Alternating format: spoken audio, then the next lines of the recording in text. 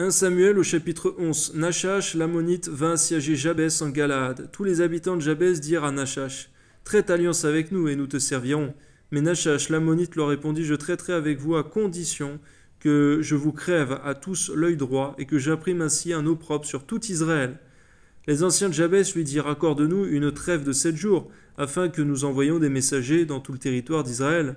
Et s'il n'y a personne qui nous secourt, nous nous rendrons à toi. » Les messagers arrivèrent à Gibéa de Saül et dirent ces choses aux oreilles du peuple. Et tout le peuple éleva la voix et pleura.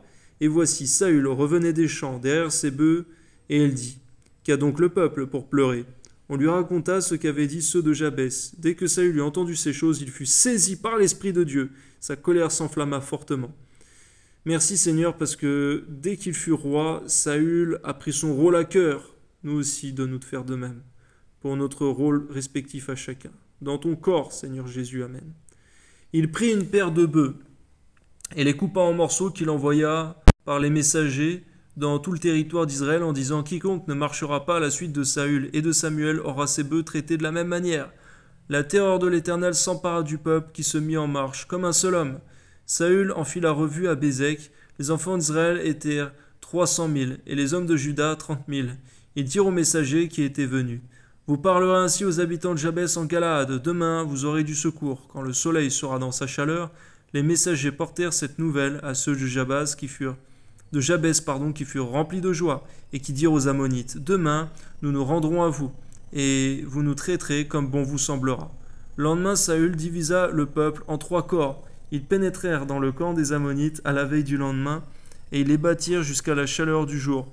Ceux qui échappèrent furent dispersés, il n'en resta pas 2 ensemble. Le peuple dit à Samuel, « Qui est-ce qui disait, Saül ne régnera pas sur nous? Livrez ces gens, et nous les ferons mourir. » Mais Saül dit, « Personne ne sera mis à mort en ce jour, car aujourd'hui, l'Éternel a opéré une délivrance en Israël. » Et Samuel dit au peuple, « Venez et allons à Gilgal pour y confirmer la royauté. » Merci parce qu'on voit que même à ce moment-là, Saül avait peut-être de meilleurs traits que Samuel. Sur le point de la miséricorde, Amen. Tout le peuple se rendit à Gilgal et ils établirent Saül pour roi devant l'Éternel à Gilgal.